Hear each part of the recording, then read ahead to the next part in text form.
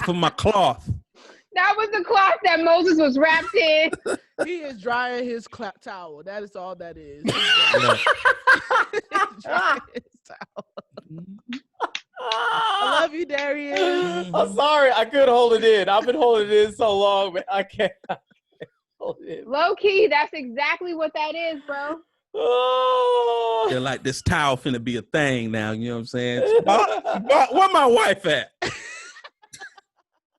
See, when I get my green screen, I'm gonna intentionally put ironing board in there as a sign of solidarity. As a sign of solidarity. No. It'll be a tricked out one too. It'll be in the Convrs8 colors and everything. Oh, okay. So now I'm with that. I'm with that. Yeah. As a No. So you symbol just go. So of you our just humble gonna upgrade. beginnings. Exactly. You know what I'm saying? That's No, what I think we should all get a green screen right now and then just put the picture of the towel behind us so we can all be unified in solidarity. Wow. Yeah, Wow. I'll keep that in mind. That's what we're doing. That's what we're doing. Okay. My feelings are not hurt. All right. So we're recording now. So whenever you don't want to roll into All it, right. I can cut this other stuff off. Yeah, all right. You know what I'm saying? We finna start. What's up, everybody? It's your boy, Darius J. And I'm Stevie Neal. And it's your girl, Mela G. With special guest. Shawty! In the house. What's up? Oh, Mela. All right, we'll ride with it. Hey. Hey, we don't do that no more. Cut that out. Dude, there he's. He's just mad he has a towel behind it. You people have people roasting me in the chat. Oh The my people, A you black gotta give the Hebrew people what they want. God.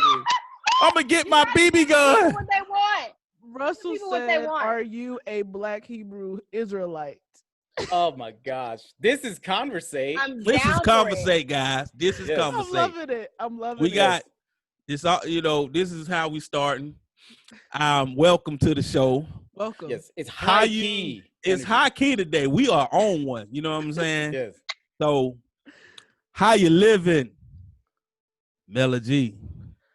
All right. Whew. How am I living? Well, it's our birthday month, number one. Birthday You Yes. know month. what I'm saying? July out here. I was I'm the first. last up. You the last up. You coming up next this week. Yep. But I'm living really good. This past week or a couple of days or this whatever since Monday, I have been fasting from 7 a.m. to 7 p.m.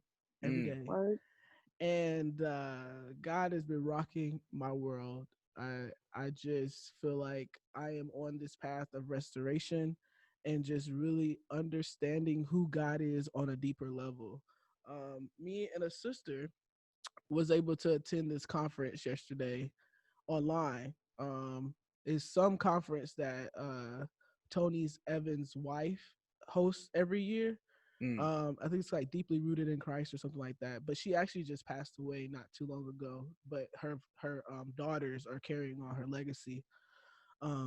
So they had this online conference, and Jackie Hill Perry, which is that woman Fire. right there, she just articulates and break down the word in a way that just makes you rethink your life. And there was one thing that she shared that really has stuck out to me that I'm gonna try to continue to adopt as my own as I continue to seek a deeper relationship with God, is that a conviction is not enough. Like, I feel like your conviction definitely reminds you of your why, but your relationship with God is what sustains you. It's what like add value to your life in a way that even when you're tempted with things that take you away from Him, when you understand the value of something, is you don't easily just kind of wrap yourself into that. And I think that's what I've been learning through this process, because even just like the fact that I'm just not eating for 12 hours is discipline within itself, especially when you have people around you that's eating in front of you, that's tempting you, that's keep asking you, do you want to eat something? You're just like, I said no. So like, just like that discipline of like, you know what, like even when I'm tempted with what I'm fasting from, it helps me to know that I have that much strength in Christ too. When I'm tempted with the sin that continues, that's not different. The enemy doesn't tempt me with different things. He knows what I struggle with. He knows what I had to give up in order to gain God. So he's always good at things. So now it's like, I feel like at this point it's strategy for him. For me, it's just like, it's repetition. So it's like, you might present it in a new way, but it's still rooted in the same thing. So because I was able to say no to those people, it like gives me that courage and that same power to say, I can say no to those things as well that try to take me away from God. So this has just been like a really, really good like week of just restoration and just understanding who God is and how much he values me and how much I value him.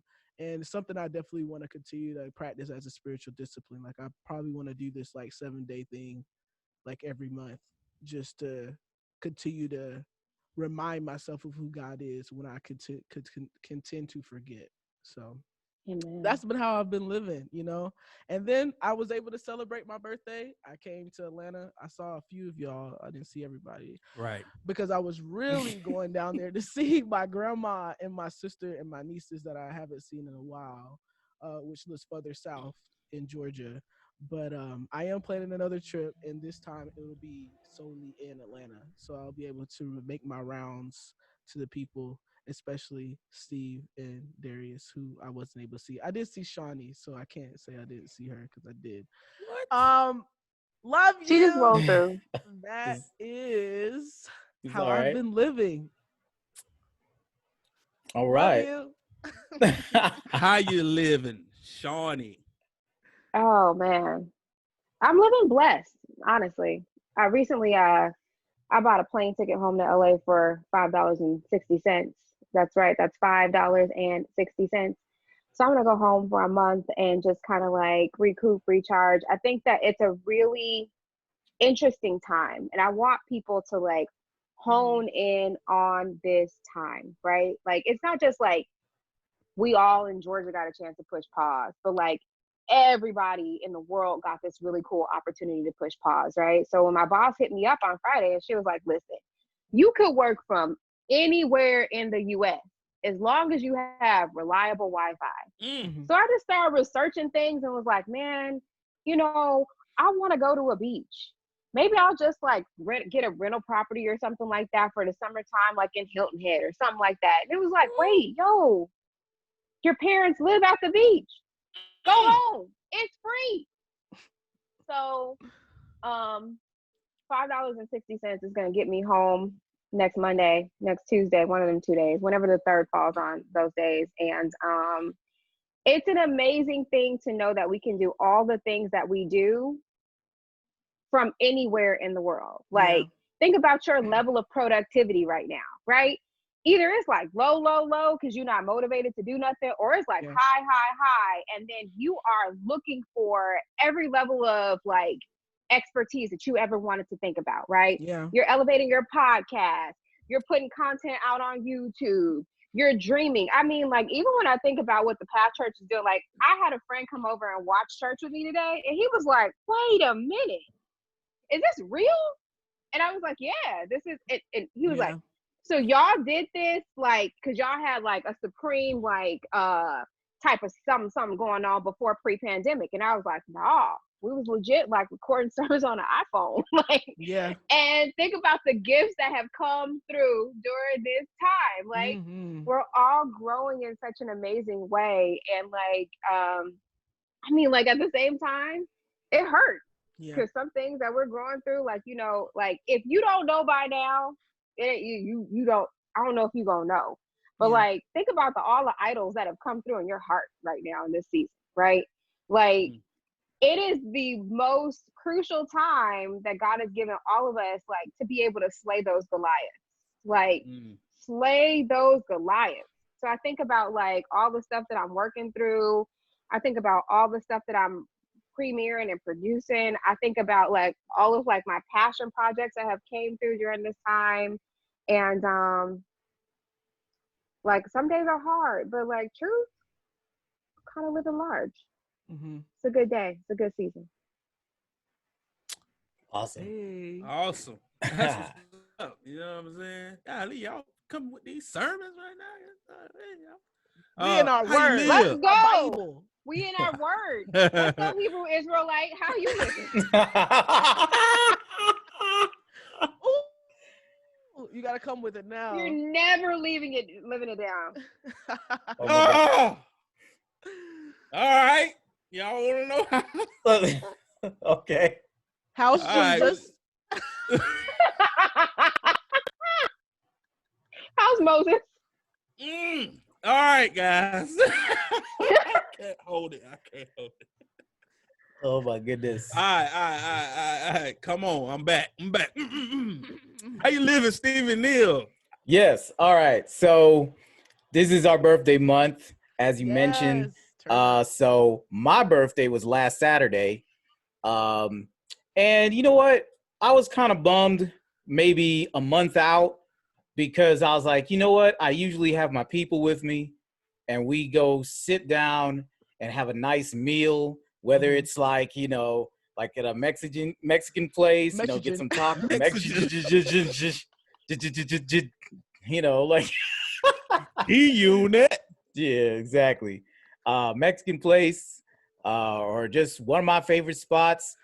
My number one favorite is seafood.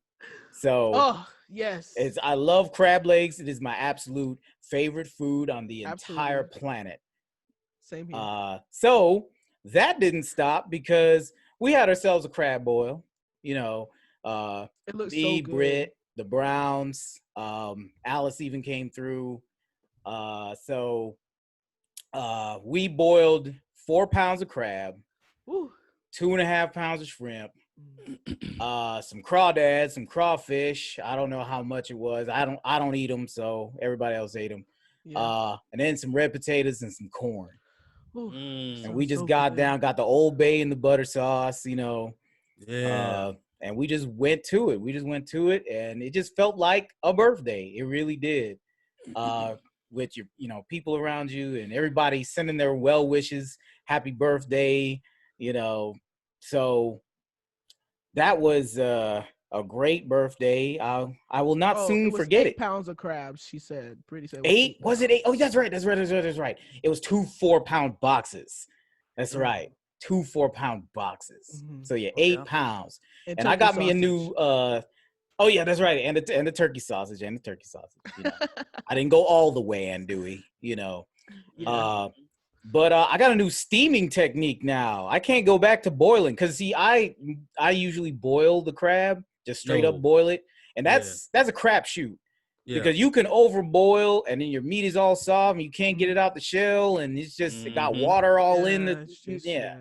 But steaming 5 minutes, you're good to go. So Good to go. We gotta run that back when I come visit. Yeah, it's easy. Yeah. It's so easy. Yeah, So we can run it back. You know what I'm saying? we might not need Fisherman's Catch anymore, Darius. Hey man, where y'all got them boxes from? Kroger. What? Yeah, man. They didn't look like no Kroger crab legs, man. Nah, see, you gotta get the box though. You can't just fool with the deli, anything they got going on in the deli, because half of that is not what you want. Because it's been sitting out all day, and nothing is worse than warm sour crab. Nothing. Yeah. Nothing. Yeah. That will make Who you wants angry. that? I don't want that. Tastes like tastes like trash can juice smell in the summertime. Yes. No. That'll make you fight somebody if you Man, boil I'm 4 trying to tell pounds you. and it's all sour. That's a bad day. That Just was threw up so a little mad. bit. Hold on. It's as disgusting as it sounds. Yeah. Trash can juice. Ew, Boiled that's up in the just- summertime. I don't even want to. Yeah, I'm telling you, if you ever ride behind a trash can and smell that juice that be dripping out that trash compactor. Do we really have to go there in detail? Yeah, let's stop talking about that. All right, yeah, let's start talking. Yeah. Oh, But no.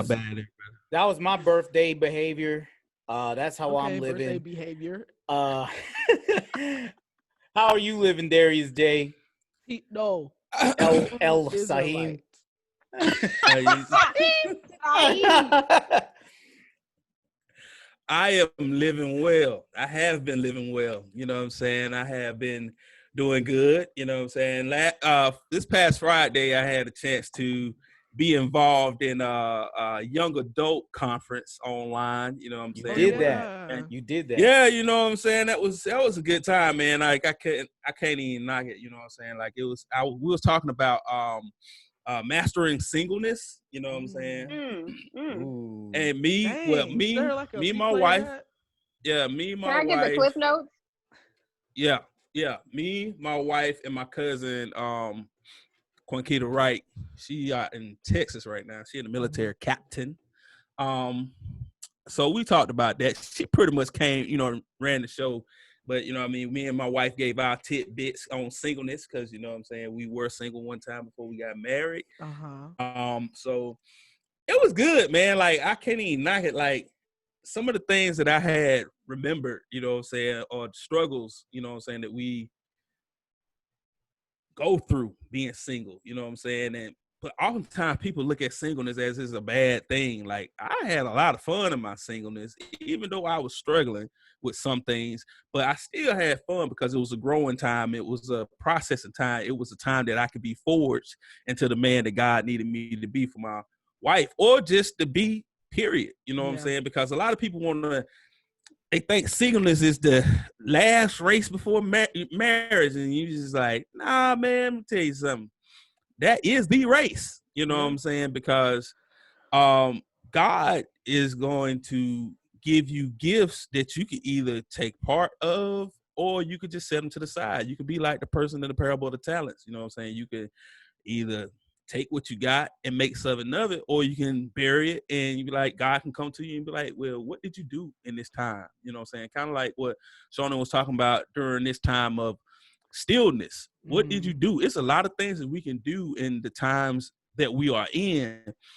Sometimes, a lot of the times that we get unfocused and be just like, well, why am I here? Why I ain't got what I've been praying for? Like, hey, man, some of those things that you're praying for can be idols. You know what I'm saying? Because if all you do is pray about, all you can do is pray about a relationship, you ain't praying about nobody else.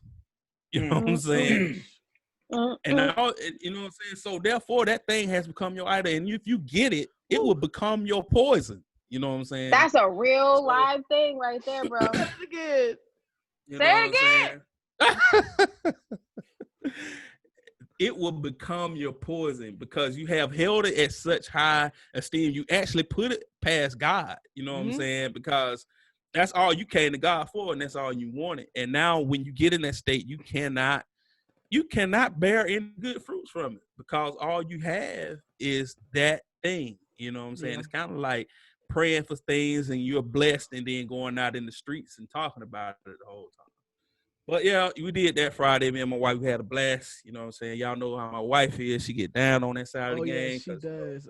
She gonna talk that talk. You know what I mean? So I loved it. I appreciate Emmanuel Life Covenant Life Center giving me that chance. You know what I'm saying? I know I messed up, Kenitra. I know. I'm used to hitting the acronym, not saying the whole thing. You know what I'm saying? But they gave me that chance. It was a good time. You know what I mean? And coming up on my birthday, July 31st, Friday. You know what I'm saying? Right. And Period. Last but not least, I'm gonna celebrate all week long, man. You know what I'm saying? I'm really gonna commune. Well, I commune with God, period. You know what I'm saying? But I'm really just, a lot of times back in the day, I didn't feel like I celebrated my birthday. You know what I mean? Because I just didn't feel like it was, I just like, it's a regular day. You know what I'm saying? I'm going to work, do whatever I do, woo, woo. But I had a revelation one time. I was praying. I was in here most time. Y'all know I get up early in the morning. So I was up and I was just praying. And I was like, hey, man, you not celebrating that day I brought you into the world is kind of like a slap in the face. You know what I'm saying? Like, you treating it like it's a regular day, but it's not. You know what I'm saying? That's the day I brought you here. That's the day you came in on this earth, 10:34 a.m. And so I was just like, okay, you know what I'm saying? I see that. I'm going to celebrate my birthday. I'm grateful for that day. I'm grateful that I'm alive. You know what I'm saying? And so, yeah, I'm happy about my birthday. You know what I'm saying? I know that's something my wife, she always try to get me in the mood to celebrate because I'm not a holiday or a birthday person. Yeah. You know what I'm saying? And she's like, she be trying to get me in the mood. I've been getting better at Christmas though. But that's it, man. Like yeah, man, I've been living good, man. This time right here is a lot of time for me to study the things that I need to study. I've been doing good in my classes. Mm-hmm. I've been on track with my certification studies and stuff like that. So, actually been giving me a lot of time to do the things that I need to do and put like, outside of me getting hurt at time, you know what I'm saying? It's been good, man. Like I can't complain, man. I've been loving it. I've been living well. Hey. Awesome. Man. Good stuff. Yes. Yeah. Amen. So, we got a show to do. So, let's get into it. I'll be your conductor this evening, in case you were wondering. Whoop whoop. a little switch up. But anyway, first things first. We have an announcement. We have an announcement from Walmart, our favorite store of the pandemic, or one of your favorite stores. Mine's Amazon. But anyway, Walmart has announced that they will be closed on Thanksgiving Day. Yeah. Now, we all know how Thanksgiving Day in Walmart goes down, like around 6 o'clock. When you've stuffed yourself full of turkey and other such trimmings, you drag yourself to the line at Walmart, take a nap there, wait till the store opens, and then ransack it for some TVs or whatever you like to do, or whatever you like to shop for. Yeah. But that's not going to happen this year because of COVID and logistics and, people wanting to be with their families, obviously, during that time. So Walmart got ahead of it and was like, there's no Thanksgiving Day Walmart activity. All right.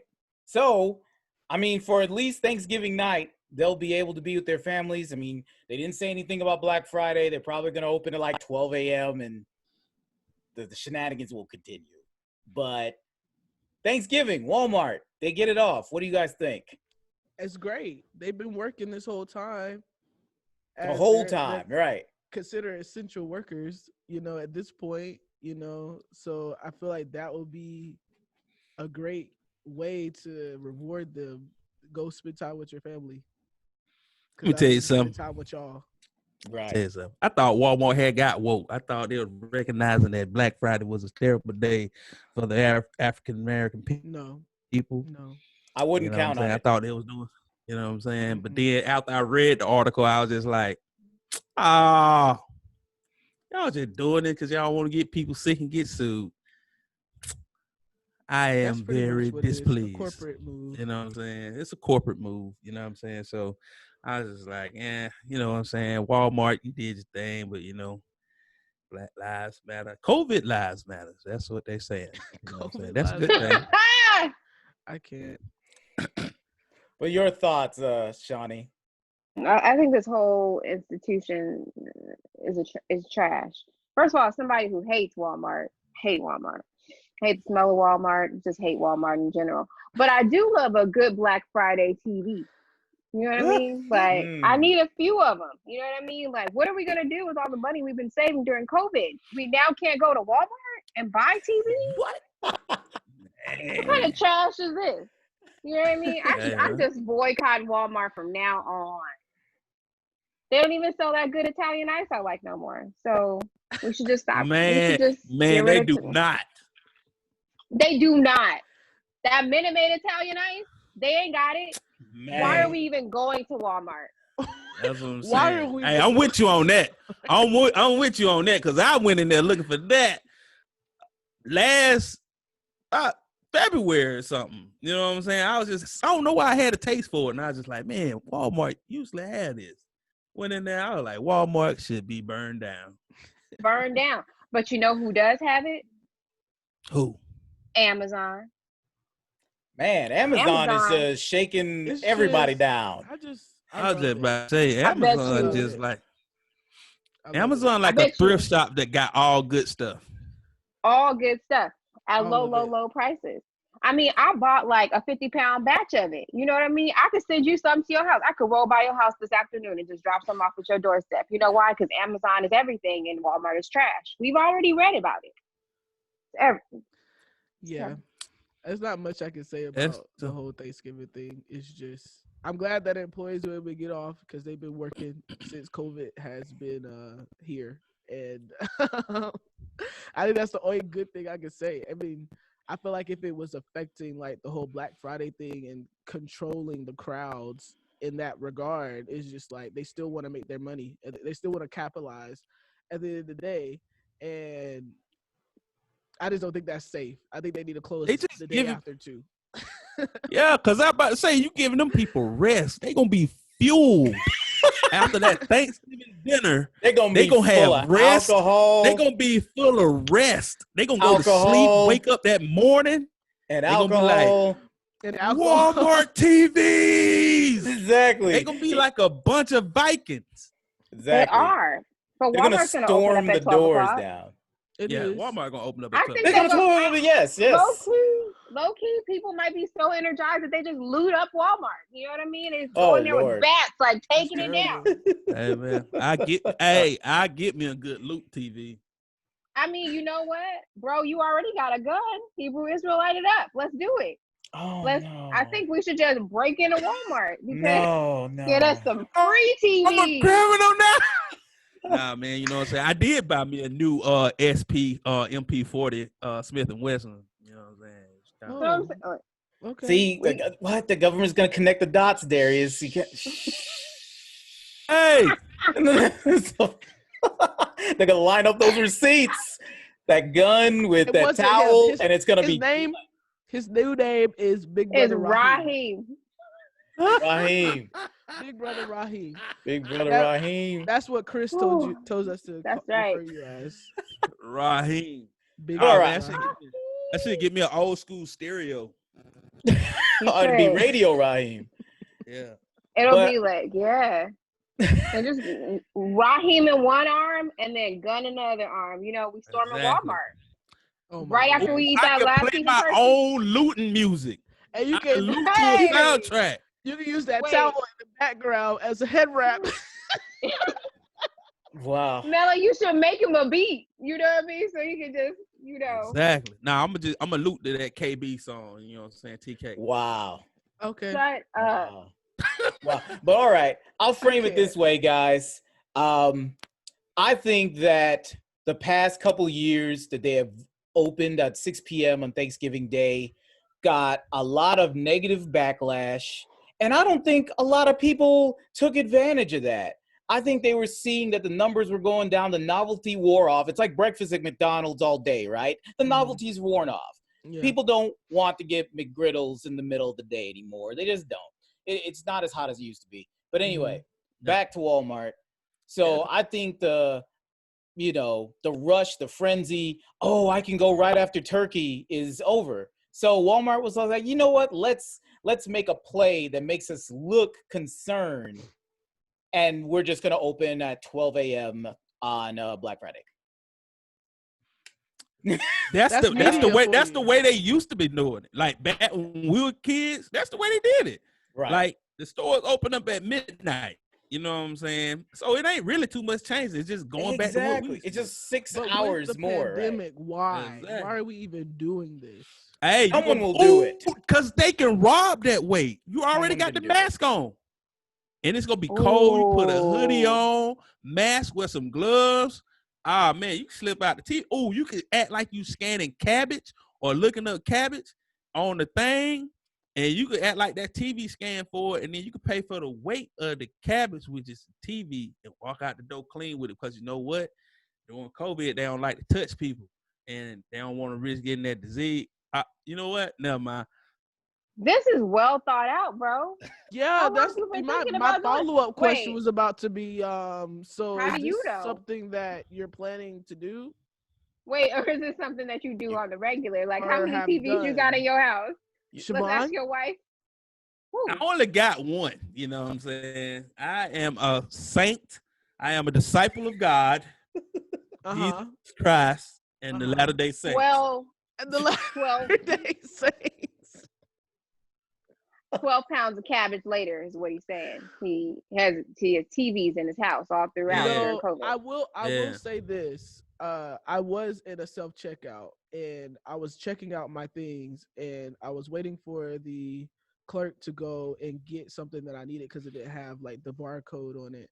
And when she finally came back, she scanned it and she said, "You can pay for your stuff and go." All of my other stuff disappeared. If I was not a disciple, I would have just paid $1 and walked out. That's what I'm saying. Hey, I'm telling you, hey, it don't happen plenty of time for back in. She just walked away. I was like, I could have had a bunch of food for $1 today. Back in the day, self checkout was a listen, bro. That was somebody's yesterday. So let's not judge them. Oh yeah. That was somebody else. Yeah, you know what I'm saying? That was somebody we knows yesterday. It wasn't me, but it was. It wasn't me either. It wasn't me either because I was at the house. Eating cinnamon toast crunch with almond milk. That's right, because most Black people are lactose intolerant. Yeah, and I was getting my hair done. You know what I'm saying? My wife was doing my hair. See your alibi. Got it. Slicks. And I was watching Full Metal Alchemist. It's all on my Roku stick.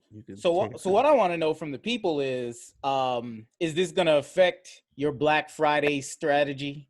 Like, did you gain an extra advantage from that 6 hours to get your like 12 DVDs for $20? Because that's what I do on Black Friday. I just rack up on DVDs. Although I'm streaming so much now, I may not go back to that well, you know. Yeah. Yeah, if you want some DVDs, everybody, I got a whole bag full of DVDs in my room. You can have them if you want them. A duffel bag of DVDs. Like, I have a huge duffel bag full of DVDs. If somebody want them, you can come get them. You know what I'm saying? You need to hit some barbershops with that. You need to hit some barbershops, some beauty shops, something. I can't. What I want to know from the people is who still has a DVD player? Right, that part. I do. Who? I do. You know what I'm saying? And if you got a PlayStation or Xbox One, you have one. Yeah. Yeah, you have one. A Blu-ray player that can play. And that new one, when it come out, I'm going to get that joint because it got 8 capabilities on it, baby. Chris said he does not do Black Fridays. He does Cyber Mondays. Oh man! I used to do Cyber Monday because my mother-in-law used to get them codes for Amazon where you could put stuff in and then it'd be like $5. Wow! I could have got a smoke machine for like $10. So she done made an algorithm to cheat the system. Oh wow! No, they hand them out to certain people for some reason, but we used to get because I had got a back massager, a book bag. A diffuser, all kinds of stuff, man. People like $25 for it, like $5 a piece, man. I was out here killing it. Chris, you remember what I'm talking about, dog? Y'all had got down on it too. I'm so done. My fellow disciples. I'm done right now. Well, run me those codes to come Cyber Monday. I might join Chris. Who am I to question God's blessings? Huh?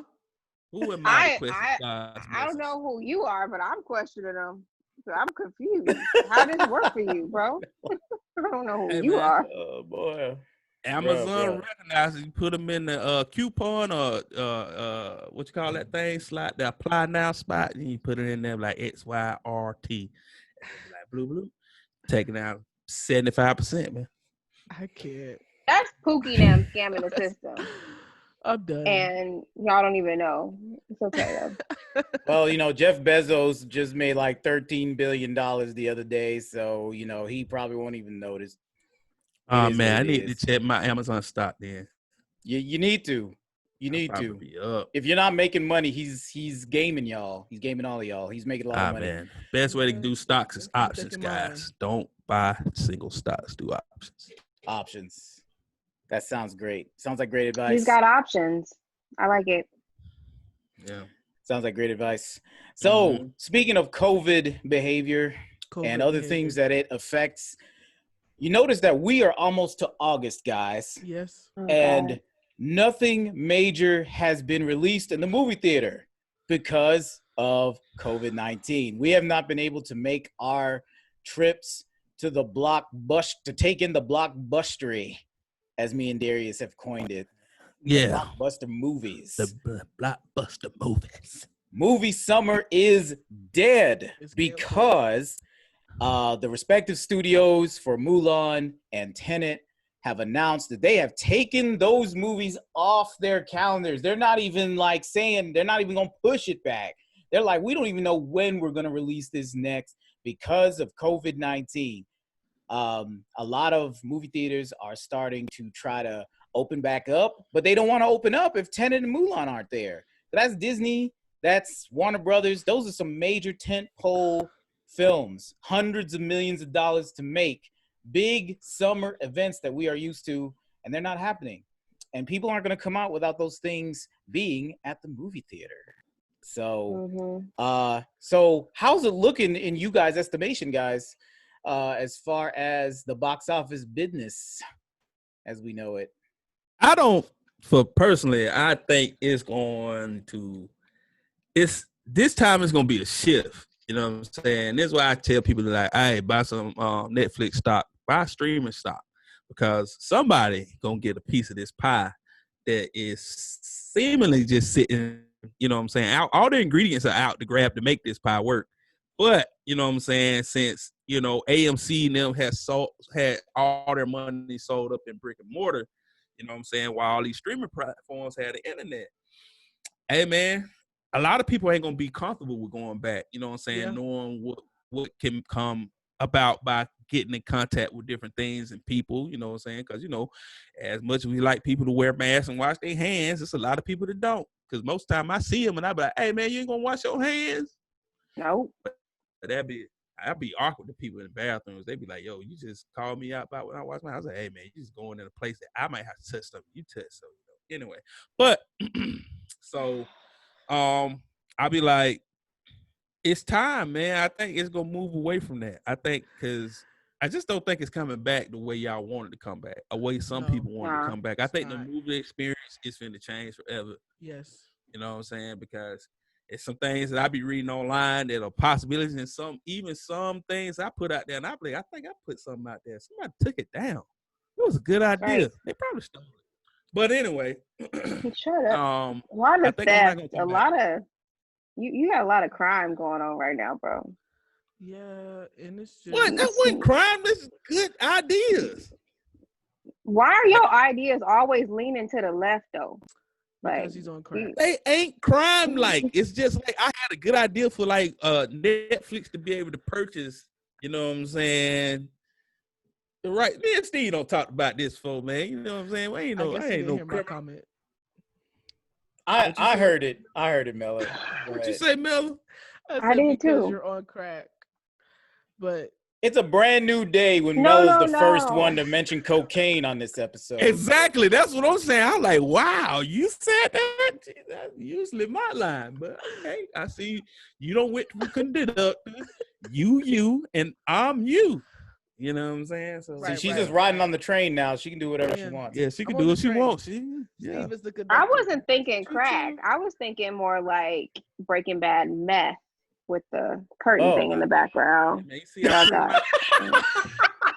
a curtain now.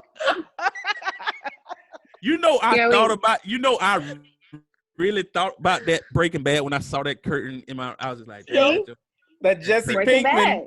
I can't. I mean, if he pull it back, it's oil underneath there.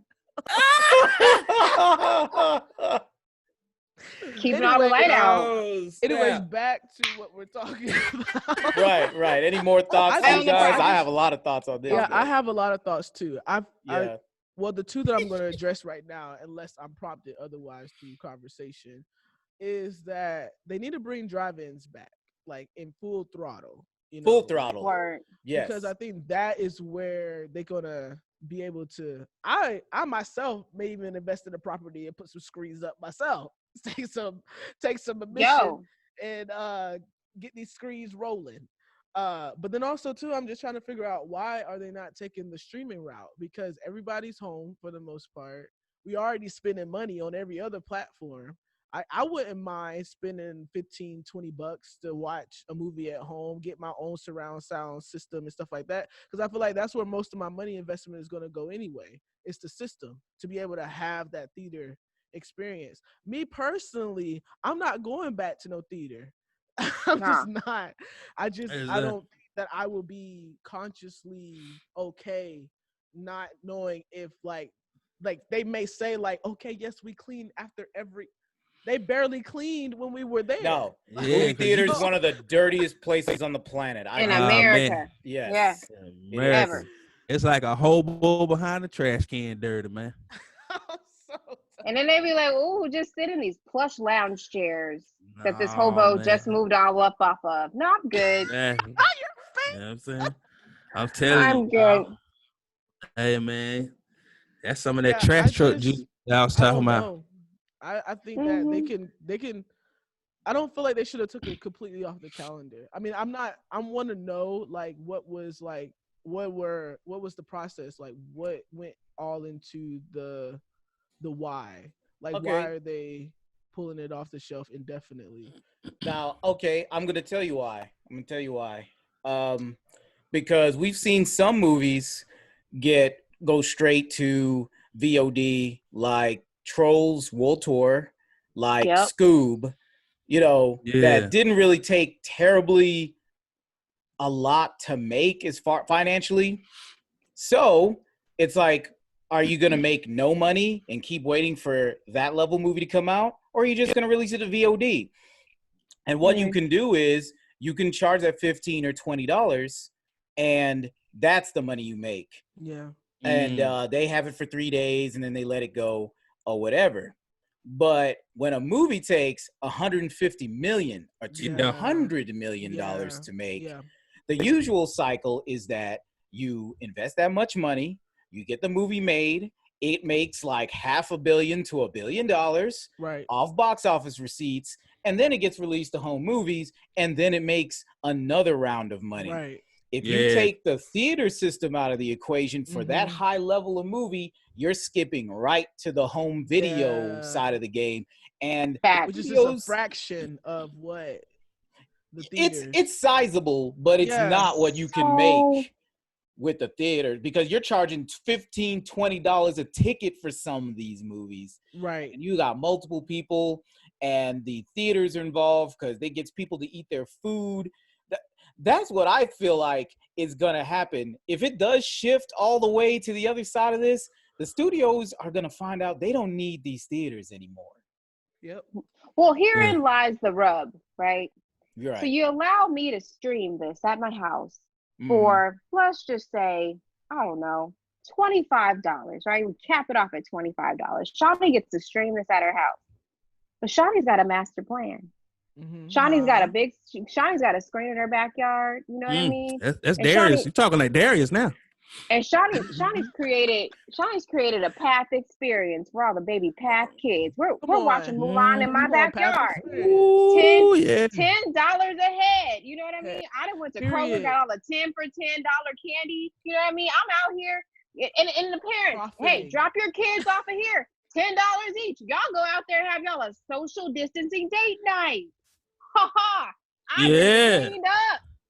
I'm cleaned up in the name of blessing our church. You know what I'm saying? Exactly. So think about, and I'm just thinking about this on a small scale. You know what I mean? Somebody is out there right now thinking of ways to. This is a bootlegger's paradise. Yes. Trust me, I got a plan. I got it wrote out and everything. That's right. Let me hold your BB gun, and then we can talk about a plan. It's gonna be real shotguns where I'm at. It'll be like a candlelight experience. It'll be like, I even barbecue. Still. You know what I'm That's saying? right. Barbecue. That's right. I'm telling you, I had barbecue plates going. Man. You know what I'm saying? Yo. Had some candlelight, had you some adult beverages, even had some, real pure juice made up for the kids. Cause of that, when I get this 100 acres, it's gonna be. Listen, you don't even need the 100 acres. Oh, I need it for my cows. No, what? That's another story. I'm a farmer. But I mean, we can. Breaking Bad. You What and you this, I'm a farming, bro? farmer. What are you farming? Anyway, crystals, meth. We could line up the street. You know what I Crystal mean? meth? Like, Did you just say crystal meth? Hey, I guarantee that movie experience would be like no other. because there would be drugs involved. But This we is shouldn't. going too far. This is going too far. They'll be out there fighting the Transformers for real. My name is Umbabalo. But I I don't think know these people. I think another motivator, whether a movie goes to VOD or not, is something like Trolls World Tour, something like Scoob, kids movies often have like the merchandising they have to tie in. They're selling dolls and toys and stuff, and no kid's gonna buy that stuff, or no kid's parents are gonna buy that stuff if there's no movie. You know what I'm saying? So they got to get the movie out to the masses. Mm-hmm. So that's another motivator to bring it straight to VOD. I don't know why Mulan hasn't taken this route by now. Disney has it. They have their own streaming service. Yeah. Warner Brothers has HBO Max now. Yep. So, but I know Tenet, they are going to wait. They'll wait 2 years to release that because that's $200 million. Yeah. $200 million to make the movie. So it's got to hit. Yeah. You know. Yeah. Hit. All they got to do is beef up advertising. You know what I'm saying? It can But hit. you know, I think if we talk about circling back to what Mela said, right, about creating these drive-ins and these drive-in experiences, I really feel like our virtual reality technology is about to take a major leap. Because if I'm sitting in my car, I'm not about to just sit in my car and watch no screen like I was fighting. No, you don't need drugs. You just have to put maybe adult beverages, but you just put, I don't know. I'm sure somebody right now is dreaming up a master plan. Right. That doesn't include drugs, bro. And we are going to see like major leaps in technology if we're even thinking about paying $30 a pop to watch a movie in my car. In my Nissan Sentra, I ain't paying $30 to watch movies in my Nissan Sentra. I'm not. What if it was a Tesla? Hey, man. I mean, does a Tesla come in the movie theater? Like, I'm just saying, like, if you get a Tesla, they can have somebody and then have the drive-in, and then you have a dude named Baggerman, a couple of them that go around and clean off people's windows. Or you can have a technology, you know what I'm saying? You can have that technology that, because like Cadillacs and their cars, the gauges can appear up on the window and stuff like that. What if you had something like that you could connect to the window where the movie becomes your windshield? You know what I'm saying? Like, you can have your own close series. You know what I'm saying? I actually like that idea. It's cool to do because we have 2-pane window. Most of the windows in cars are 2-pane.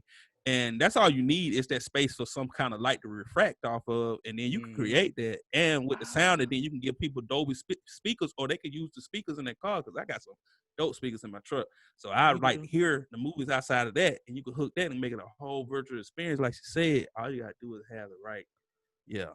I'm probably giving away free ideas. I don't like you this. are. You just stop and you need to be quiet. But I mean, I'm sure. Yeah, somebody has written down at least one idea that you gave away today. Yeah. I wrote it down. I was like, listen, I need that. First, tip number 1, cover your windows in foil. But what you said, Steve, it makes sense of why, the whole theater thing. But I feel like you said, I mean, it's still a sizable amount they're able to still make with like VOD. Like, even though I think that's the way it should be, yes. Because I mean, they may not recoup everything because the box office consists of domestic and international. So I feel like internationally they may be able to do something, because I know some countries have been able to beat COVID, unlike us. Right. So they may be able to do more things in that regard. But I think domestically, the video demand is still not a bad idea. But I guess if they've done calculation and just I just think for now, the studio system it's terribly inefficient. Like, okay, it's been basically the same since 1975 with Jaws. You have this movie that intrigues people. You do the trailer, you market the bejesus out of it, and then you just hope people watch it. Right. So it's not a terribly efficient way to make money. Now, it works for the tentpole films, the Avengers of the world, the Star Wars of the world. It's always worked for them, so they keep doing it. But my personal theory or kind of, motto to the whole thing is not every movie needs that. I think Stuber doesn't need 3,000 screens. Yeah. In a movie theater. Yeah. You know what I mean? That could go straight to video on demand, get a lot of eyeballs on it, and we can all make money. Yeah. You know what I mean? Mm-hmm. Instead of because what happens in the theaters for movies like that is you take on, for every Avengers that you take on as a movie theater, you'll have several other movies that just don't make it. They just don't make it. You know what I mean? They don't even last. They last 2 weeks and they're gone, and they don't make any money. You know what I mean? So I think VOD would solve a lot of that for movie theaters. So I think a shift is coming. Like I said, the economics just have to line up.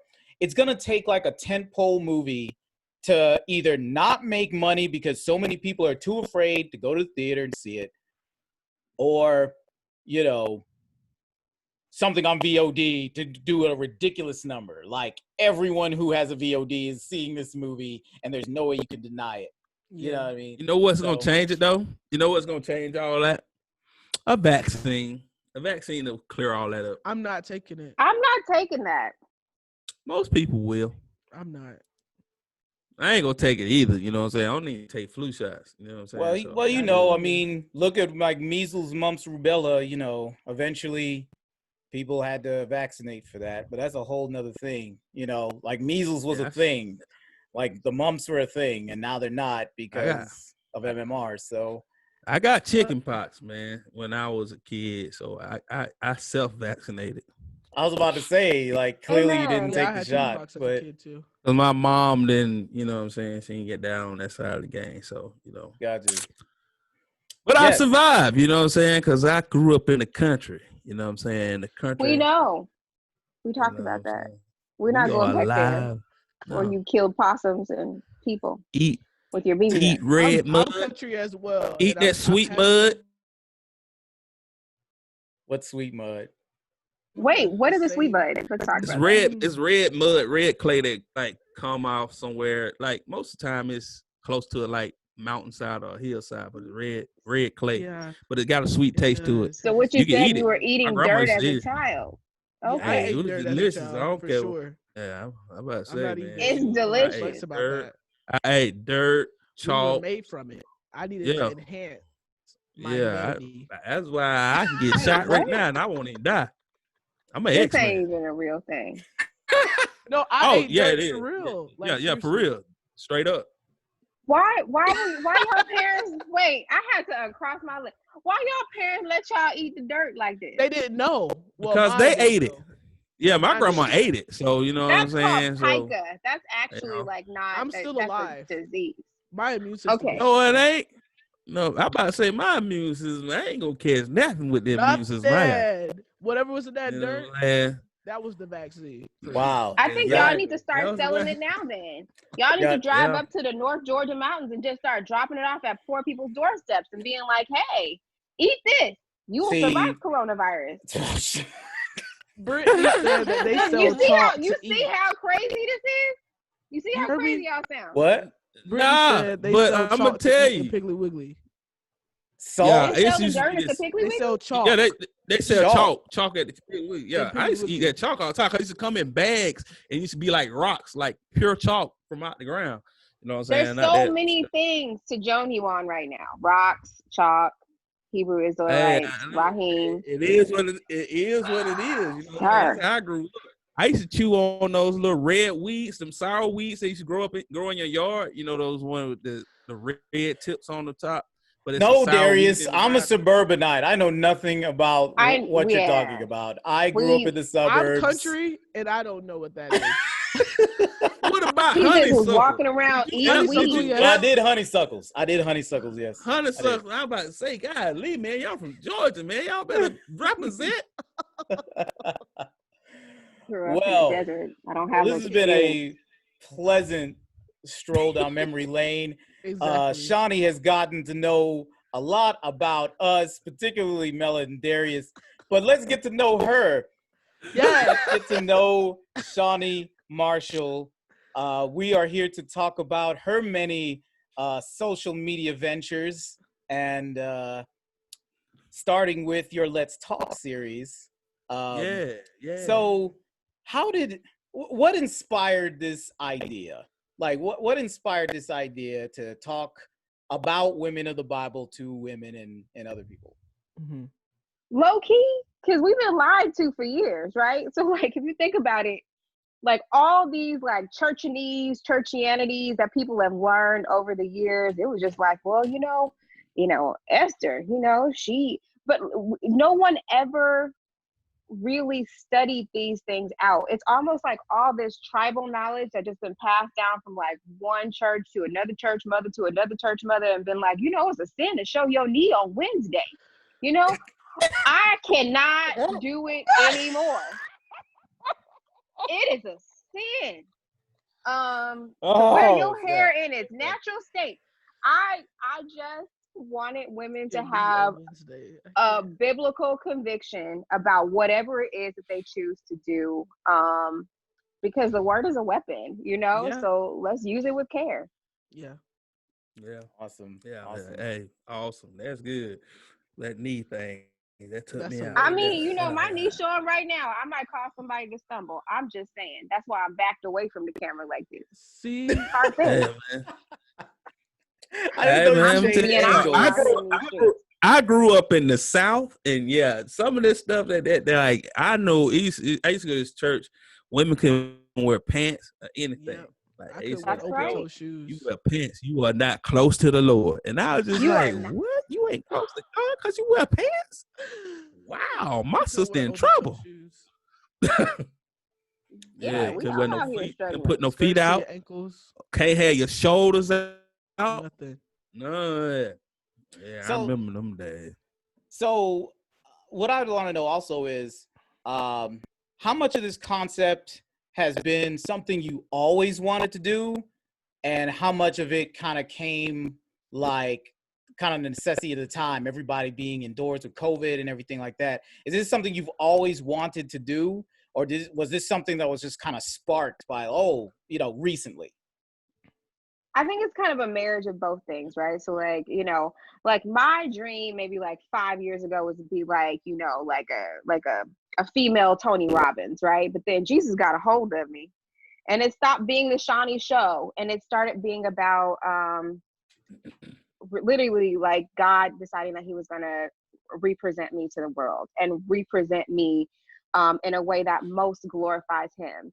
And this came out of really like people thinking to themselves, like, we have all these pastors, all of this information, all of this knowledge. Like, how are people reading the Bible and getting all of this information from it?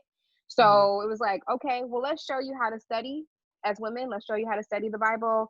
Let's show you how to develop your own biblical convictions about things. Let's open a floor for you to ask questions that you wouldn't necessarily normally ask in a normal church setting. And let's talk about some of the hard things that nobody really wants to talk about. Even some of the hard things that you don't even like feel comfortable with. I think I've always been the kid that has said the thing that's on everybody's mind, because I just don't. I mean, I'm not scared to look stupid.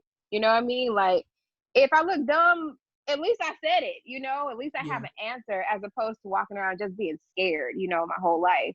So I think that like COVID kind of birthed it, because there wouldn't have been a platform for this.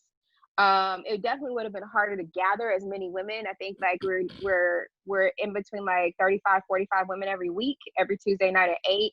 And I mean, we're just having fun. We're just getting started. Yeah.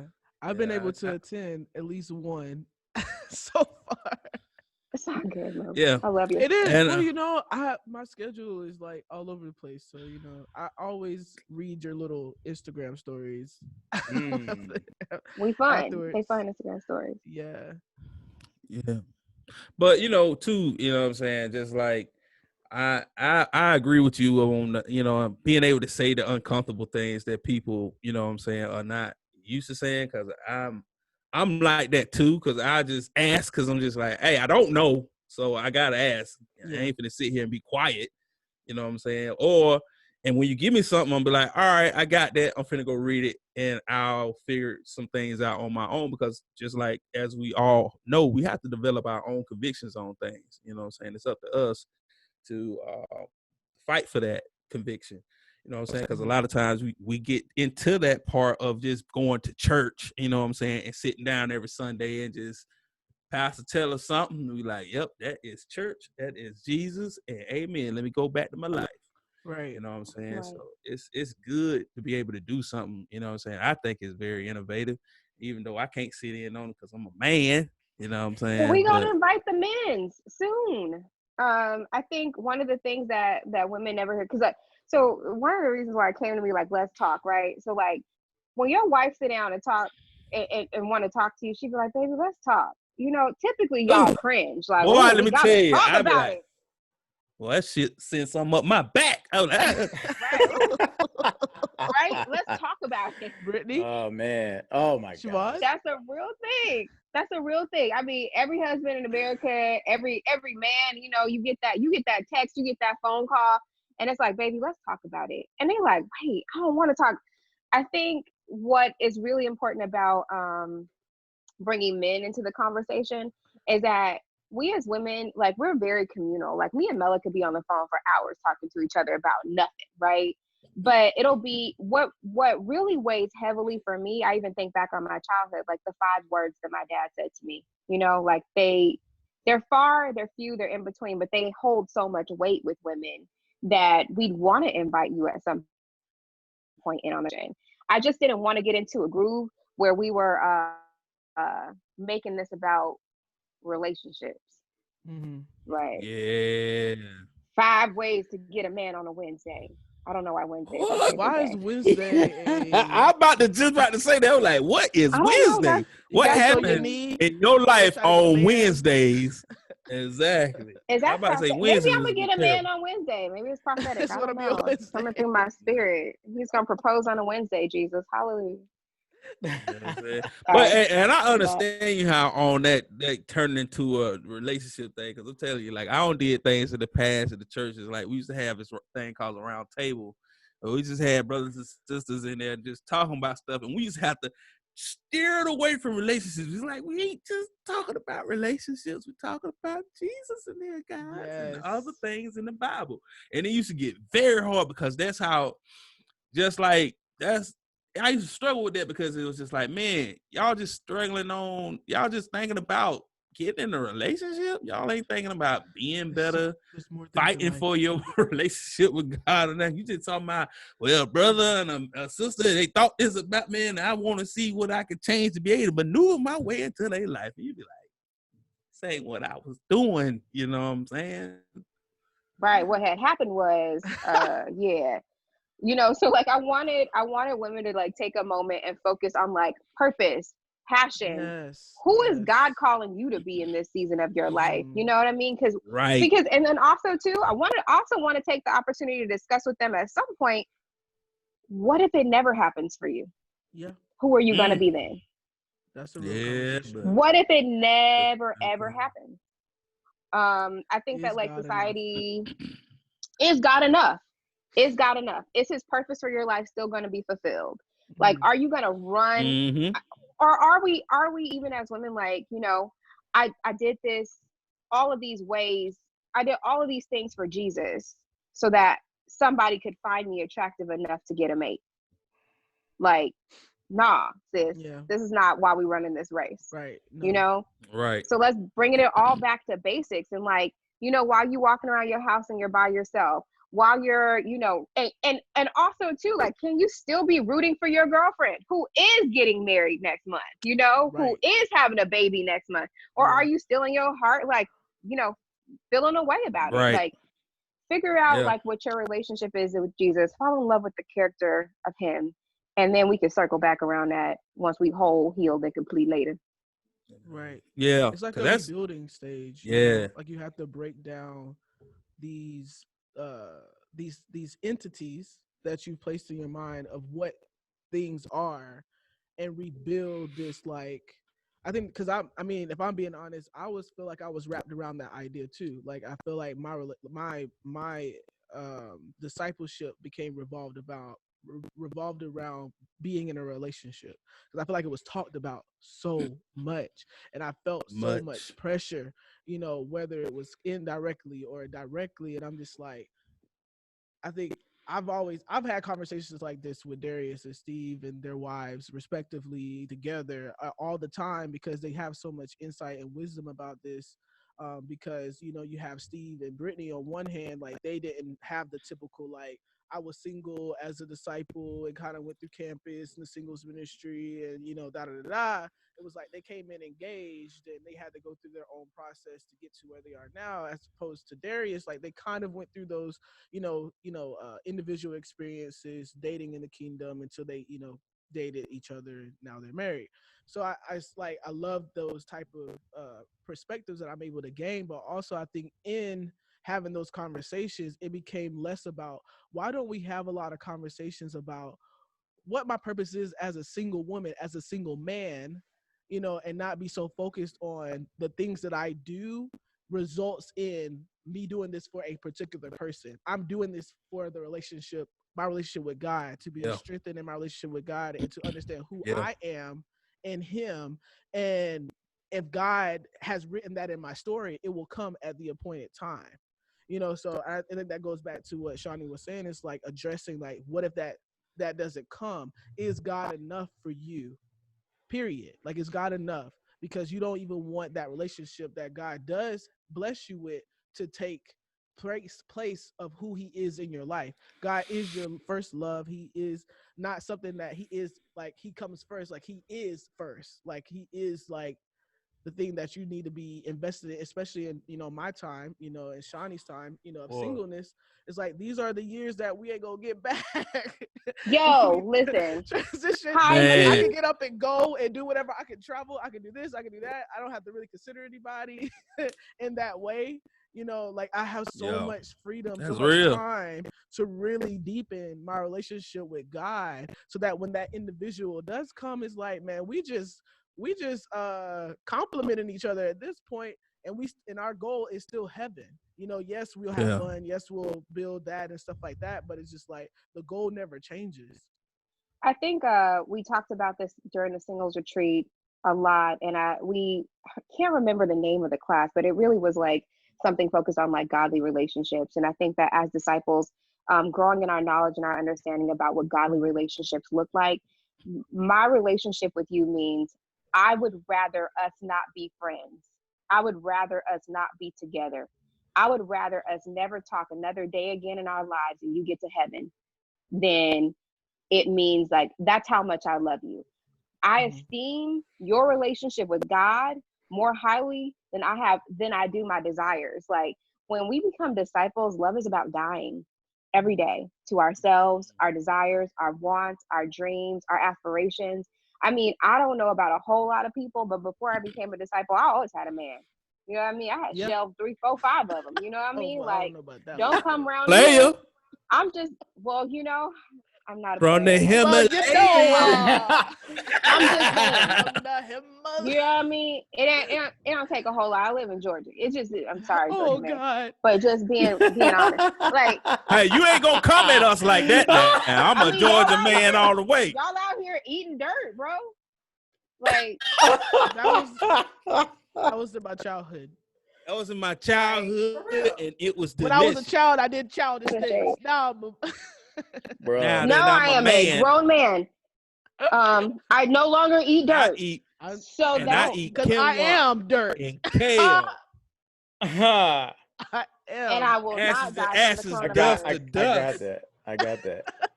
You know what I'm saying? I got it. That's, I love it. I love it. But like, I want women to develop like real biblical convictions about like, not just God being their first love, but God being their only love. Like this is who he tells me to be. This is who he instructs me to be. And like falling really in love with yourself all over again. Yeah.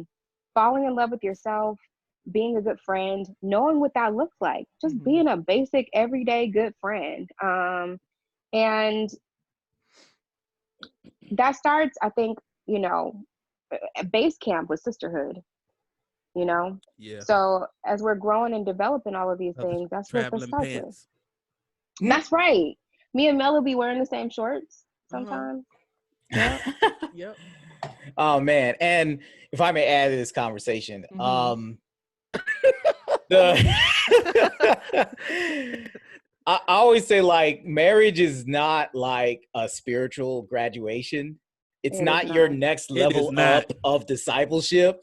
You're not like a young disciple. You come into it and then, I'm married, so this is my next level. This is the next logical step. You don't get your wings. Yes, yeah. You're not getting your wings or whatever. Marriage is just like a ministry, just like any other ministry you are blessed with. Yeah. That's like saying you're a spiritual failure if you don't become a pastor. Right. You could be short-sighted in that sense, in a way. Marriage is just another one of those ministries where if you have it, okay, this is something God made, so now I can glorify God by making it attractive to the world in God's way. Yes. As opposed to not. But if that's not your ministry, there's other ways to serve. Absolutely. You know what I mean? So I think my convictions about marriage are so much different than they were before I became a disciple. I mean, if I think about it, the only reason why I feel like I would need to be married is if my marriage and my married life glorified God more than my single life. And right now, it don't. Like right now, it don't. Like right now, my single life is elevated in a way that I feel like for the first time in my life, it really does glorify God. Yeah. And if God brings someone along the way, it would be because that thing glorified him more than me by myself with him. Right. Yeah. And like too, and I tell people a lot of times, like too, like, yo, what is gonna help you if you're not putting God at the top, you know what I'm saying, in your single life, you ain't gonna put him at the top in your marriage. Your marriage will be one step behind, because even in your marriage, you still got to put God first. You know what I'm saying? God, wife, everything else. You know what I'm saying? And just like with wives, God, husband, everything else, because God always brings you back to your square. Just like that's why I feel like if you don't develop that relationship with God in your singleness, you don't have close relationships. You learn how to be who you are in your singleness. You will never be able to go anyway. It will show in all aspects of life, professionally, everything. Like if God ain't first, your creativity won't never reach the height that it can reach. Ever. If God reach where it needs to be and stuff like that. And like I tell people, I said, this thing I believe about God, I don't want to die, go to heaven, and God be like, yo, what? I had this plan wrote out for you. You know what I'm saying? It's a beautiful plan. You know what I'm saying? I'm here, look at it. And I look at it and I was like, dang, I was supposed to be CEO of the company. I was supposed to have this many kids. I was supposed to impact this many lives. Oh my God, that many lives, guys? Like, yeah, you know what I'm saying? That's if you had kept putting me first, walking the path that I wanted you to walk, even though it might have been hard. And yes, it was hard, but it was hard to mold you, not hard to make you run away. It was hard to give you the strength, the courage, just to keep going to the next levels. But if you didn't want to take that route, you wanted the easy route, you had to settle. So therefore, you did not live that good and faithful life. You were not that good and faithful servant. You settled. I don't want to die that way. Yeah, I think even to speak to that, like even the settling, previous relationships that I had, I just thought like I'm this age at this time, I probably should go ahead, and go the distance with this person. And I think about it like you look up and you realize like who you are today, who I am today would not have matched him 3, 4, 5 years ago. We would have been on 2 different paths. Like, I am super grateful for God's provision in my life. I'm so grateful that he tears up the things that he tears up. I'm so grateful that he just rips things like, and he rips me to the core. Like, yes. I'm so grateful for his pruning, even in like all of these processes that we're going through.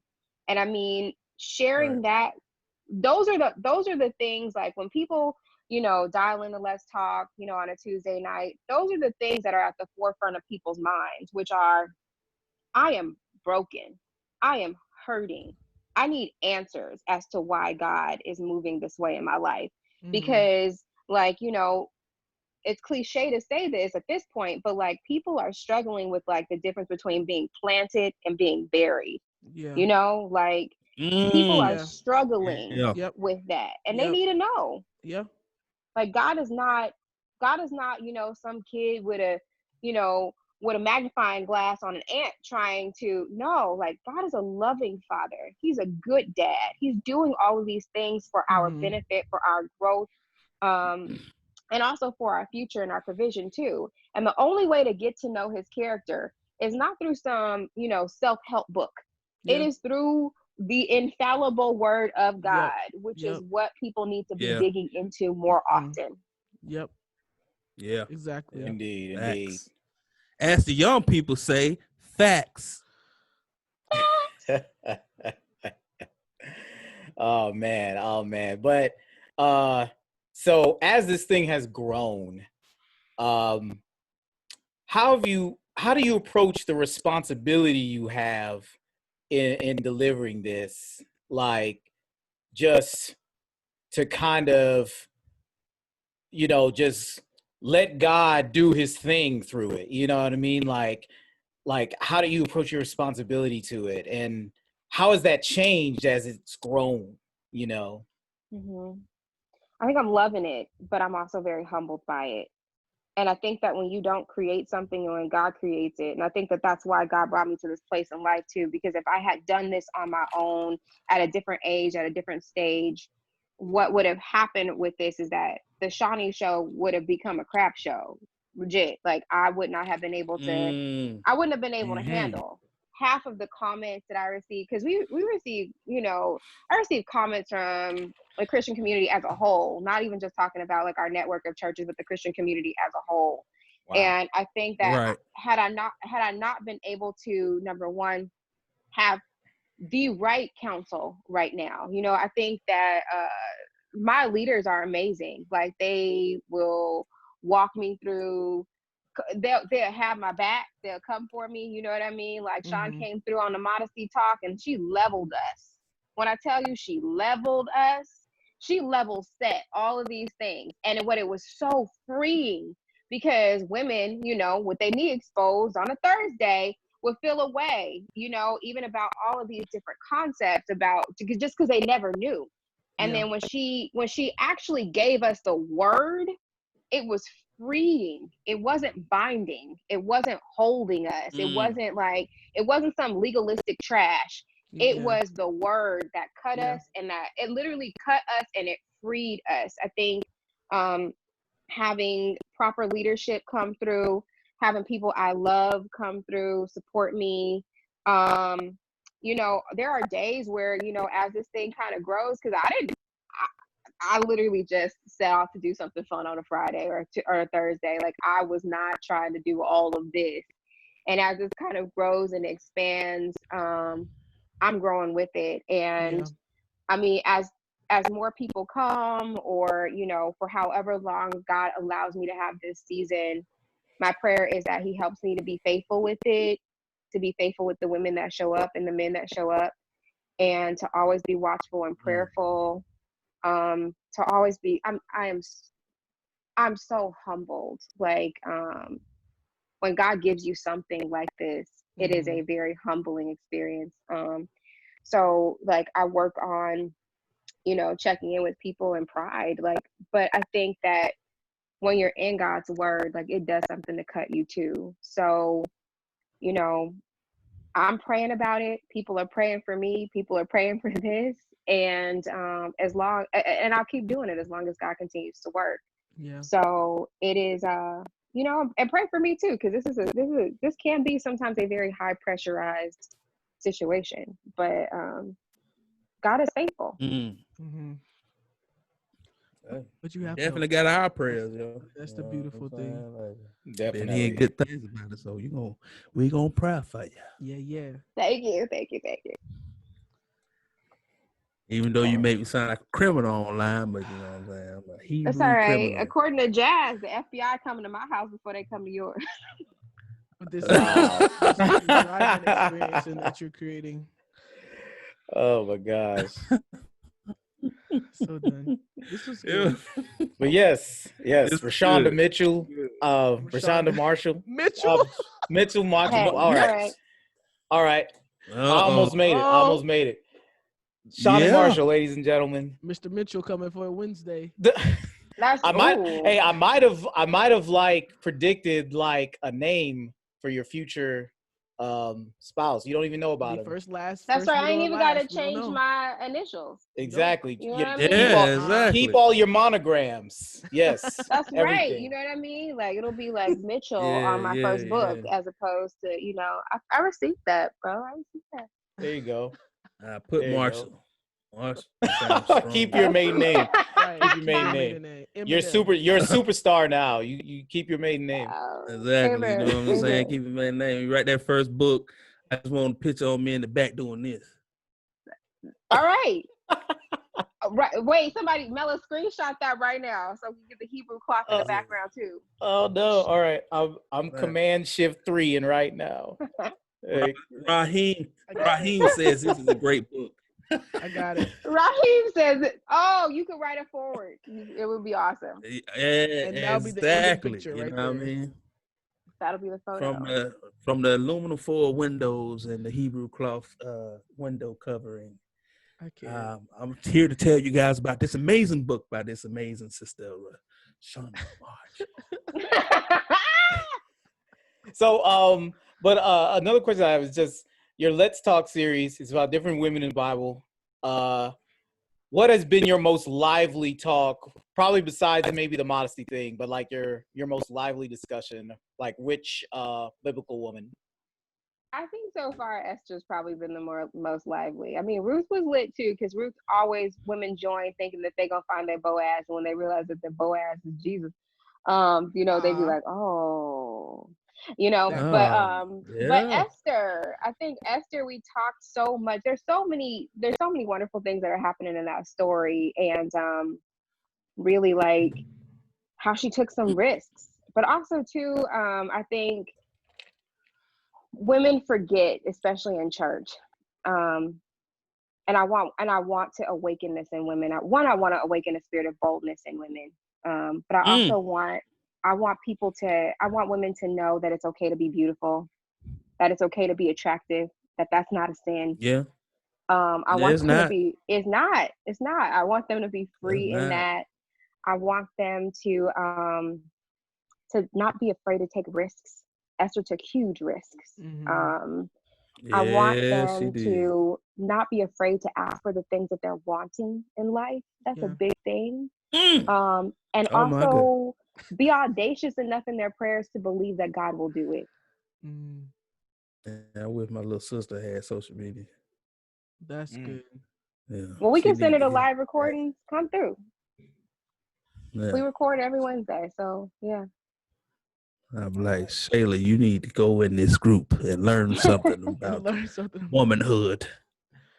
I think this is I think going back to what you were saying earlier, I think just the whole emphasis on just creating these smaller groups to create safer spaces for people to speak. Yeah. A lot of the times, in bigger settings, you just, like Darius was saying, you kind of go with the flow. You come get a word and you just live your life. Like, you have all these questions and all these different ideas that you want to, ask or put out there, but you don't really, there's not a lot of spaces for that, especially like within a women community. And the fact that you're able to, like, God was able to give you something to be able to bring women in a way, bring women together in a way that's empowering, that's refreshing, that's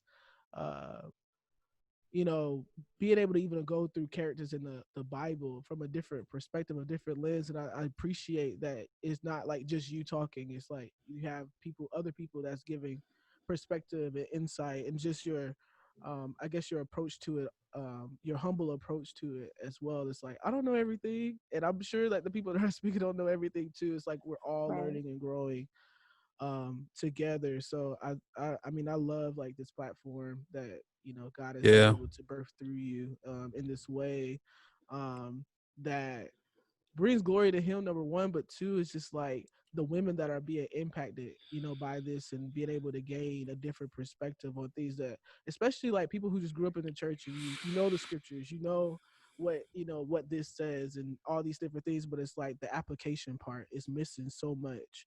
Mhm. And so being able to have that environment where, because it's not just a whole discussion, but you know, when I went to, like, you have the breakout sessions as well, so it's even Yeah. smaller groups, to where now you can be more specific and have that time to really kind of break it down, and be able to be vulnerable if you're willing, and honest, and contribute to the conversation that you could actually get out of it as well. Yeah, I think those are some of our most like amazing moments is these breakout rooms, because I like to say that that's really where the magic happens, right? So we lay Mhm. a foundation, but we want women to leave with application as well. Because I mean, like, Yeah. I think what happens, you know, even like Darius was saying, you go to church and, you know, the pastor, you gives you the good word and you go back to living your everyday life, right? Mhm. But we don't want people to just go live their everyday lives anymore. I want you to be Yeah. changed. Yeah. I want you to take up your mat and walk.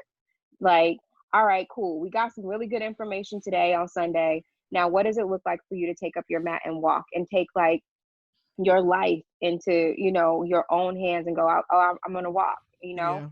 getting the relationships that need to be formed also too, like in those small groups, because I mean, I do them at random, and you never know kind of really where you're going to end up or what you're going to get. But I pop into each one of the small groups and I see these women ministering to each other, like literally ministering to each other's wounds. And Mhm. I mean, I think I cry almost every episode. Like, I do. I think we cry all the time. Because of what happens when we invite the Holy Spirit into the room. Yeah. Mm. What he'll do. Mhm. Mm. Y'all need to have one of them songs like them old Baptist churches where, hey, allow the Holy Spirit to come into this room. Hey, And they I've been trying to scream at get the Jazz door. to teach me our old church song. He refuses. Wow. Oh man. We're It's a not. few of them. It's a few. You know what I'm saying? Is Pastor Jazz still here? Is the question. Yeah. What? Who knows? Is Pastor? He was here. He was here earlier. Yeah, he He was was. here early, you know what I'm saying? But he gone now, you know what I'm saying? It's It's popping all and right. popping But out. that's We thank him cool, for you know coming what I'm through. saying? Yeah, thank you for coming through, Pastor. Yeah, Pastor man. You know what I'm saying? Bishop Vic. Bishop. Bishop Vic. We Bishop. love that. You know what? That's a Christmas present. Coming to Jazz. Oh, Bishop go Vic. ahead and get him a. He needs a sweat rag. So Yes. Yes. But yeah, he need a sweat rag and he need a Cadillac. No. Oh man, but But yeah, Shawnee it, Marshall, Shawnee Marshall, shout out much everybody. We Shiny appreciate everybody. Marshall out here. She's it. come through. She's chatting it up with us. She's been through the topics. We got into her Let's Talk series Mhm. that she is blessing Instagram and the world with, and Zooms and whatnot. So we're gonna get into something we like to do at the end called final thoughts. We'll Final go on down the thoughts. line, just a final thought you want to leave with us. We'll let you go Giving first our final since you're thought. our, Yeah. yep. You'll let you go first since you're our honored guest. Oh, wow. Final thoughts is this was fun, and Jesus is Lord. And if you don't make him Lord, you don't really have much in life. So Mm. our life, our creativity, all things flow through him. So I don't know. If you need some help, turn the light on. Hit us up. We'll help you with that. Mhm. turning on lights. Turn on the lights. Awesome. Final And thoughts, Walmart Melody. is trash. Oh, Walmart is oh, trash. yeah. And Walmart is trash. Walmart is dumpster can behind Grady. Ooh. Oh, I'm a Grady baby. Ooh, Ah, geez. man. That hurt a little bit. I grew Dang, up. I was man. born in a shed called I'm done with you Wills today. Please Wills stop. Memorial Hospital. Like I tell you, anybody from Lincoln on this thing, if it's somebody from Lincoln on there, tell them I'd be people about surprised. Wills Memorial Hospital, yo. Wills Memorial Hospital, I you was can go in born there shy. for a cut on the arm, you will die. That's You're how having bad that words. hospital is. That's how Gosh. bad that hospital is. You know what I'm saying? Like I can't believe We I don't was have born no there. words for that. Yeah, Wills Memorial Hospital, you trash. You know what I'm saying? I'm glad I Bruh. made it out, though. Final thoughts, Melody. Darius, go get some help. Yeah.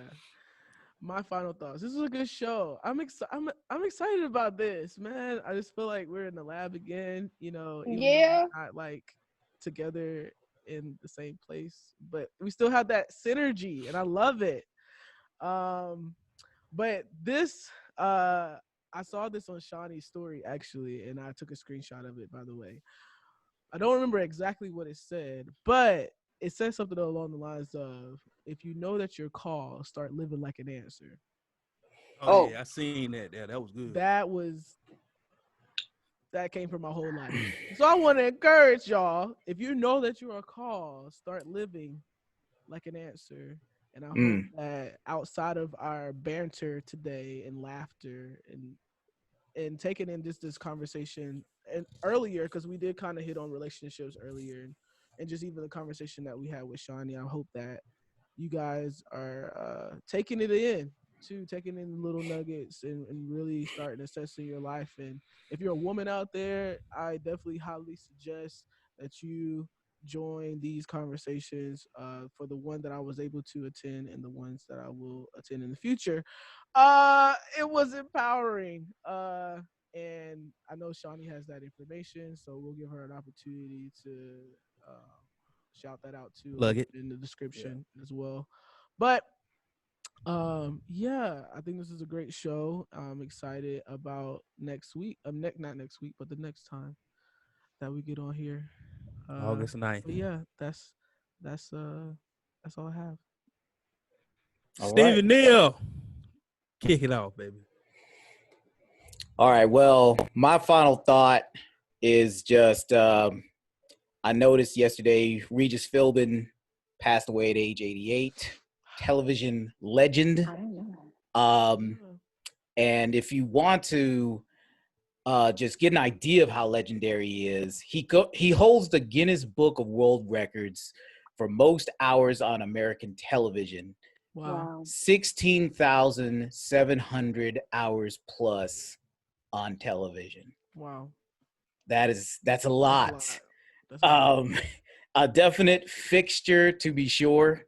And yeah, man, definitely an indelible mark on American television and worldwide television. So, yeah, R.I.P. Regis Philbin. R.I.P. Well, final thoughts, Darius J. Yeah, we did that together. You know what I'm saying? Final thoughts. Live every day like your last. I know it's cliche, but do it. You don't want to leave anything on the court of life. You know what I'm saying? Like, Right. a lot of times in life that we fail to seize opportunities that are put before us just because it causes us to make a hard decision. And the path don't look as entertaining or as safe. But if God don't call that path out for you, it's a path worth taking. So you should. Because many times in this life, everything that is good has been worked for. Just like the salvation that we take part in as disciples and Christians. It has been worked for. It has been paid for at a price that you cannot pay back. You know what I'm saying? So, and this life is fleeting. You know what I'm saying? It is as a vapor. You know what I'm saying? It's here and it's gone. You don't know when it's your time. You don't know when it's your day. These are troubling times. We ain't seen people, loved ones, friends of loved ones, all that pass away. So don't let these days pass away without you acting on your dreams. You know what I'm saying? Going after your aspirations. Yeah. Praying, lifting up your friends. You know what I'm saying? Being accountable to their dreams and their aspirations. You may not play a specific part in it, but you can be their biggest cheerleader.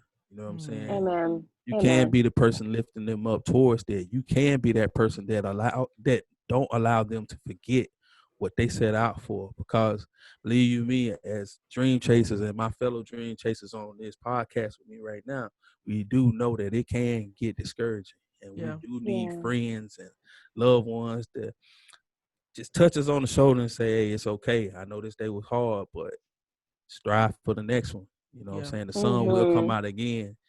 You know what I'm saying? And yeah, that's it. That's my final thought, guys. All right. So that concludes this episode. And like we alluded to earlier, in 2 weeks' time, 2 weeks from today, on August 9th, we will have author TK Ongalusi with her new memoirs approaching. And I had the privilege to be able to design her beautiful book cover. Wow. It was an amazing experience, and I'm so happy for her. Yeah, I'm happy Let's for go, it too. TK. Yes. Yeah. So, no, go ahead, sir. No, I was just gonna say, anybody else had things they had to plug. It's the end. So if y'all got things to plug it. Where can they tune in, Shawnee? So we're every Tuesday night at 8 p.m. Eastern Standard Time. You can watch my stories. You can follow Sean and the Sunshine.